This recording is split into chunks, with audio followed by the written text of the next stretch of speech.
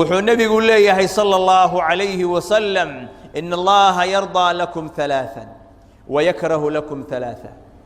صدح إلهي سبحانه وتعالى رالب إنكجية يرضى لكم أن تعبدوه ولا تشركوا به شيئا إلهي وحو رالي إنكجية إناد كلجيس عابدان وحنا أين اللوداتين وأن تعتصموا بحبل الله جميعا ولا تفرقوا يا إن الحرق إلهي قبصتان وأين انكلتجين وإسكدوا بناتان إلهي الرالب وإنكجية ويكره لكم ثلاثا صدحنا إلهي وأيدين نعي قيل وقال وكثرة السؤال وإضاعة المال وحال يري يوحو يري أو وحويان أنصلي الراد اللهين أو مسلمين تبلايه دبعتك كل حبورة هي هذا الكائس كالصعدة أو ميل اللالية ميل وكيم الآن لاقوني نقف كفافيه إلهي وأيدين نعم سؤال شفرها بدلنا إلهي وأيدين نعم أما ها أهات وحويان بريها ضدك حول الويدي سنة هي أما ها أهات السؤال قفكون الدين أهان ربين إنه حق دون وصنكو أهين أوفر بدينا هي وحويان دنكله هي حجوين كلا وكل يهي إلهي وأيدين نعم وإضاعة المال مالك إلا ضيعه أو وضعان إلهي رالك أهين لقب حيان إلهي وأيدين نعم إلهي وحو أمر إلا قبصد كتابك يا السنة أو سيدا الله يسقط بناضه كتابك يا السنة قبص الشدود وحا لو قبصنا يا طريقة فهم سلف الصالح سيدا أفهمين أو قبصدين سلف الصالح وصحابتي وتابعينتي وقرون المفضلة ذاتك أهل خير كأها أو النولا سيدا أي قرآن كأفهمين سيدا السنة النبي أفهمين وإن أنه فهم كودي عن كل سنة أما فرنا قفك أمنا بنانا إنه إله وحن قرآن كفهم هيا سي أين الصحابة أفهمين معاني أين الصحابة الشيخين بأنه عصب الشيخية أو كدح فهم هيا أو كصوصارية أو أن وافق سنين فهم الصحابة قفك أمنا بنانا كتابك يا سنة مركا لا هي وان قبصنيا وإن فهم صحابة هي تابعين تا هي ضدك أهل خير كأها فهم كودي وإن فهمته ولذلك با إلهي وحو ليهي ومن يشاقق الرسول من بعد ما تبين له الهدى ويتبع غير سبيل المؤمنين نوله ما تولى ونصله جهنم وساءت مصيره قفك الرسول كدنا مره ورسولك صلى الله عليه وسلم خلافه طريقة مؤمنين تنكل لحظة مؤمنين تطريقه ذكل لحظة وحويان صحابة أي أجوه الرياوي فهم كيس توصنا صحابة طريقه ذقفك كل لحظة إلهي وحو بلن قال جهنم إنه قلي قفك إسقع ولذلك بقى النبي إنه وحو الناشق عليه الصلاة والسلام ووليه هي أمضي يهود أهيد ويكلا تكتي على 71 فرقة كوية الضباط فرقة وكلا تكتي نصارنا ويس خلافتي على 72 فرقة الضباط يلا بفرقة اسكو خلافين وستفترق هذه الأمة على 73 فرقة أمضانا ويس خلافيسا ويكلا تجي دونتا الضباط يصدح فرقة اسكو خلاف دونتا ويبقى كبدين يهودي النصارى ومضى النبي محمد صلى الله عليه وسلم تضواتا يصدح فرقة اسكو خلافة ينبى النبي كلها في النار لما انتو النار تيكوشرا والنار تدحدي أيين إلا واحدة هل مدموياني مدبع كبد باليسا النبي قال لويدية صلى الله عليه وسلم وحيي لها صحابة من هم يا رسول الله كوحدة بدباليسا هلك فرقة هو كوحدة مركز النبي يقول ما أنا عليه وأصحابي وحا أنو ما أنت أن كسوغنا هاي صحابة يدونا أي كسوغيهين قفك إلهي أقدين ياشا أو كسوغنا دقن كأن هاي صنو أي أمباب بدبالي وحو النبي يقول نسي ميزان أينو وحكم ميزانه زمن كستئ وقت كستئ iyo wax kasta oo cusub oo yimaada in lagu miisaamo nebiga iyo saxaabadu wixii ay ku sugnaayeen camalkaani muwaafaqsan yahay mase ma waafaqsana waa miisaan xaqiiqo ah oo loo baahan yahay qofka mu'minka ah inuu ku jaangoosto ma ana calayhi wa asxaabii aniga iyo saxaabadaydu waxaan ku sugannahay maantay qofkii ku sugnaada unbaa badbaadahay cabdullaahi ibnu mascuud radia allaahu canhu waa saxaabada waaweyn oo ajillada ah ayuu ka mid yahay waana quraada waaweyn ee saxaabada caalim buuna ahaa wuxuuna odhan jiray haddaan ogahay nin meel jooga oo kitaabka ilaahay aqoontiisa iiga badan oo intaan safar u aada safarkaas aan ku gaari karo waan u gaari laha waan aadi laha ayaa wuxuu leeyahay saxaabada nebigu ka hadlaya qiimaha ay lahaayeen wuxuuna ku khatimahayaa dardaaran uu la dardaarmayo ummadaha imaan doona inay saxaabada nebiga ku jaangoostaan oo ay ku daydaan wuxuu leeyahay ina allaha nadara fii quluubi alcibaad fawajada qalba muxamadin khayra quluubi alcibaad ilaahay wuxuu daalacday oo eegay addoommadiisa quluubtooda markaasaa ilaahay wuxuu ogaaday qalbiga nebi moxamed inuu ugu fadli badan yahay uguna khayr badan yahay faاstafaahu linafsihi wabtacaahu birisaalatihi markaasaa ilaahay subxaanaه wa tacaala naftiisa u doortay inuu rasuul noqdo risaaladiisana ilaahay u soo dhiibay nebi moxamed uma nadara fii quluubi اlcibaadi bacda qalbi moxamed kadib baa ilaahay wuxuu eegay quluubta addoommada soo haray qalbiga nebi moxamed marka laga tago fawajada quluuba asxaabihi khayra quluubi اlcibaad markaasaa ilaahay wuxuu daalacday subxaanahu wa tacaala saxaabada nebigu inay yihiin addoommada ugu quluub wanaagsan oo ugu khayr badan wax alla wixii ka soo haray ayaga fajacalahum wusaraa'a nabiyihi yuqaatiluuna can diinihi markaasaa ilaahay wuxuu ka dhigay saxaabadii nebi moxamed inay la saaxiibaan oo ay noqdaan wasiiradiisii diinta ugu kaalmaynayay oo garab istaagahayay si ay diinka u difaacaan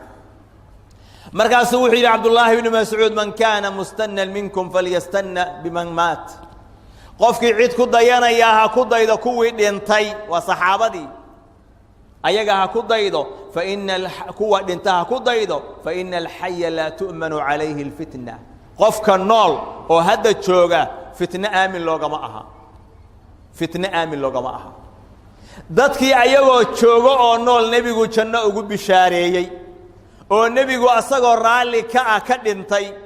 oo ayagoo waddadii nebiga hayoo meelna aan oga leexan ku dhintay oo ku tegey war kuwaa ku dayda kuwa nool fitno aamin loogama aha berri baa dhici karta inuu qofkaana isbeddelo ee kuwaas la og yahay inay xaqi ku barbaareen oo xaqi ay ku dhinteen ayaga ku dayda markaasuu wuxuu yidhi cabdullaahi ibnu mascuud radia allaahu canhu ulaa'ika asxaabu muxammadin afdalu haadihi اlumma kuwaas oo saxaabada nebi moxamed ah waa ummaddan nebi moxamed kuwa ugu fadliga badan weeye abarahaa quluuba qalbi ahaan marka la yaha kuwa ugu baarinimo badan wa acmaqahaa cilman cilmi marka la yidhaahdana ugu xeel dheer oo ugu baac dheer weeye oo ugu cilmi badan weeye wa aqalahaa takallufan marka la yidhaahdo isdhibidna aanba isdhibinbaba takalluf ugu takalluf yar weeye macnaha waa dad qalbigooda ilaahay cilmiga u waasiciyey ilaahay qalbigooda uu sunnadii nebiga ku sugay ilaahay takalluf iyo isdhibid ilaahay ka ilaaliyey wey markaasuu wuxuu yidhi cabdullaahi ibnu mascuud ikhtaarahum ullah lisuxbati nabiyihi sala allahu calayh wasalam ilaahay baa u doortay nebi moxamed inay la saaxiibaan waliiqaamati diini diinkiisa inay oogaan ilaahay baa u doortay ilaahay baa nasiib iyo fursad u siiyey saxaabada inay nebi moxamed arkaan oo ay rumeeyaan oo ay safka jihaadka la galaan oo cilmiga asaga ay ka qaataan oo wax alla waxay u baahdaan asaga ay weydiistaan oo ay la saaxiibaan nasiib ayagaa ilaahay u siiyey facrifuu lahum fadlahum war saxaabadu fadliga ay idinku leeyihiin u garta fadligay leeyihiin garta wattabicuuhum calaa aahaarihim raadadkoodii iyo aahaartii saxaabadana raaca watamasakuu bima istatactum min akhlaaqihim wa siyarihim inta aad awooddaanna ku dhega oo qabsada akhlaaqdoodii iyo siiradoodii saxaabada qabsada فإنهم كانوا على الهدى المستقيم محايا وحي كسقنايين هانون توصن ووضعه أي كسقنايين صحابة والسابقون الأولون من المهاجرين والأنصار والذين اتبعوهم بإحسان رضي الله عنهم ورضوا عنه كوي هرأي كوى الضنباب الصحابة إلهي برا لك النقطة محمد رسول الله والذين معه أشداء على الكفار رحماء بينهم إلهي بات المام سبحانه وتعالى لقد رضي الله عن المؤمنين إذ يبايعونك تحت الشجرة إلهي برا لك النقطة إلهي بأدورت النبي محمد إن الله صاحبان فهم كي دين تسيء فهمين قف كميل أقول الله إحدائي والضلال يبادي وحا أكسوين أيها الراعي يكون نصوص القرآن كا أو براروتشينيسا أو إنه بورينيسا إنه كدقنا كتابك يا سنة أدب فضانطا إلهي وحول لي يا النبي محمد فاستمسك بالذي أوحي إليك وحي اللقوة وحي يودي قبصة أو كدك إلهي وحول لي اتبعوا ما أنزل إليكم من ربكم ولا تتبعوا من دونه أولياء قليلا ما تذكرون والراعة وحي الذي كسودتي الراعة وقرآن كريم سنة النبي فهم صحابة الراعة والراعة حق الذي كسودتي الراعة إلهي سكديس يا قرآن كسكديس هيا لنا أولياء كوا أيديكوا الرعدان أو كلا أو حق إذا كوعي هيا لنا اسك إلهي سيداسا إلهي أمر يا مؤمنين تا إني حق الراعان أو لغو سقناده أي إلهي أمر يا ولذلك قفك كتابك يا السنة كتشان قوست أو وحويان كدقا أيقا أو فرق يا جماعاتك يا أررضا يا واحد شرودن انتو اسكدا يا عملك أو السمين يا كتشان قوست وحويان كتابك إلهي يا السنة النبي وحويان قفك إسقاه هو النجاة وبدباليا فتن كونك بدباليا إلهي سبحانه وتعالى سداس أيونو الشيء نبينا وحي عليه الصلاة والسلام قد تركت فيكم وحان دحدي إنه أغتغي ما لن تضلوا بعده إن اعتصمتم به كتاب الله وسنة النبي وحان دحدي إنه أغتغي هادي قبصتان شيء هادات قبصتان أين اللمهين وكتابك إلهي سنة النبي محمد حديث كالإمام مسلم تصاري حديث كالإمام الحاكم وحوي إني قد تركت فيكم شيئين لحدي إنه وحنا قلت قلب الشيء لن تضلوا بعدهما كذلك يدم الله ميسان كتاب الله وسنتي كتابك إلهي هي السنة ضيد ويا كتابك هي السنة دي ويا الله أيقو شرحان بيا الله فهمك صحابة اللي سوق قوريه بيا الله فهمك أهل العلم أيا الله قفكو إنه أيقا فهمه أو برطه أو كدقمه أو كدقه أيا لقد دونه يا مؤمنك ولذلك يقول لي يا شيخ الإسلام ابن تيمية عليه رحمة الله فعلى كل مؤمن ألا يتكلم في شيء من دين الله إلا تبعا لما جاء به الرسول قفك مؤمنك وحاواجبك إنه ننكهد لشيء ديت إلهي كمذا إلا رسولك إنه كن راعيا مويان oo rasuulku meeshuu ka istaagay mowqifku ka istaagay oo yahay mooyaan oo cilmi u leeyahay rasuulku wixii uu ka yiri wixii saxaabadu ay ka yiraahdeen markaas wuxuu yiri fayakunu qawluhu tab'an liqawli hadalkiisu wuxuu noqonayaa hadal rasuulkii raacsan hadalkiisa wa fi'luhu tab'an li amri fi'lka uu sameeynayaana wuxuu noqonayaa fi'l ku qotama nabi maxamed amarkiisi wa hakada kana as-sahabatu wat-tabi'un sidaasayna ahaayeen saxaabadii nabiga sallallahu alayhi wasallam qofka muslimka ah markuu kitaabka iyo sunnada ku dhago oo uu qabsado waa mar uu ka nabadgalay waa marka uu ka nabadgalaya bidcada iyo shirkiga iyo khuraafaadka iyo waxa aan diinka ahayn ee diinka loo ekaysiiyay waa markuu u gudbo nabi maxamed sallallahu alayhi wasallam iyo sunnadiisa inuu baaro ogaado walidaalika buu leeyahay al-imam malik rahimahullah imam dar al-hijra wuxuu leeyahay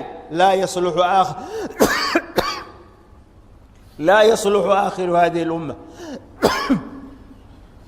أمدان كويدا ضمبي ما فيها أكسنانيان ما نفعنانيان إلا بما صلح به أولها إلا كوي هراء وحي أي كوها جاجين مويانا وحكى لكوها جاجين ميان وما صلح به أولها كتاب الله وسنة النبي كوي هراء وحي أي كوها جاجين وحوها kitaabka ilaahay iyo sunnada nabiga sallallahu alayhi wasallam kuwa dambana saasay ku hagaagayaan marka cilmi waa in loo yeesho arrinta iyada oo wadadaas iyada ah qofka muuminka uu ku didaala fitanka jira maanta oo faraha badan oo qofka ishkaalba ka gelinahay xaqi meeshuu jiro oo qofka wareerinaya oo kooxaha ah oo qaar diin ku magacaaban yihiin oo qaar siyaasad ku magacaaban yihiin oo qaar waxa weeyaan qabiil ku magacaaban yihiin oo kooxba wax ay huwan tahay oo koox kasta ay leedahay diinka iyo dunyada labadaba waa u gargaaraynaa xaqi baan baadigoobaynaa firaqaas iyo kooxahaas qofka ilaahay raba inuu caabudo raba inuu aakhiro badbaado uma baahna inuu koox heblaayo ka tirsanaado wax baahiyo uma qabo ilaahayna aakhiro weydiin maayo maxaa koox heblo ugu biiri weyse maalin walba koox cusub baa imaanaysa ayaan marka la joogo way baaba'ayaan kuwa kala dhalanahaya kuwa kala imaanahaya intaasoo urur diimeed baa samaysmaysa kuwa cusub baa imaanahaya qofka mu'minka marka waa inuu bartaa dariiqadu oo la macaamili lahaa oo maxay tahay kitaabka iyo sunnada aamin oo ku dhaqan waxa weeyaan koox iyo jamaaca iyo firqa midnaha ka mid noqon baahina uma qabto wax baahiyo uma qabto haddaadan diin doonahayn adduunyo doon tahay inaad kooxaysatid baa u baahanta haddaadan diin doonahayn qabiil doon aad tahay oo qabiil aadan inaad koox samaysid qabiilha u baahanta haddaad tahay kala googo'a dalka iyo dadka inaad ka shaqaynaysid koox inaad samaysidaa u baahan tahay laakiin haddaad rabtid aakhiro inaad badbaadid adduunkaaguna kuu hagaago wax baahiya uma qabtid inaad koox xiblaayo mid ka mid ah ku biirtid oo maalin alla maalinta xaqa ay ka weecato adiguna aad la weecatid oo maalin alla maalintay wax xun ay ku hadasho adiguna aad difaacdid oo aad tiraahdo maya waa fiican maadaama aad ka tirsan tahay walidaalika waxaa arkaysaa tacasubku meeshuu gaaray qof waliba kooxda uu ka tirsan yahay wax ceeba ma leh wax ceeba ma yeelato tacnin mahayo waxna ka sheegi maayo kuwa ka soo horjeeda oo kale ayuu tacniyaa haddii la yidhaahdo waa yahade midda adigu aad ka tirsan tahay ceebaheeda maxaa ka mida uma mahayuu leeyahy wax ceeba uma hayo waxaa keenaya tacasubka ayaa keenaya kitaabkan iyo sunnadaani wayna deeqaan ayaga in lagu midoobo dadka loogu yeero fahamka la raadinayaan uu noqdo fahamkii salafu saalix caqiidadii salafu saalix dhaqankii saxaabada iyo taabiciinta iyo ahlu cilmigii uu noqdo ayaa inagu waajiba walaalayaal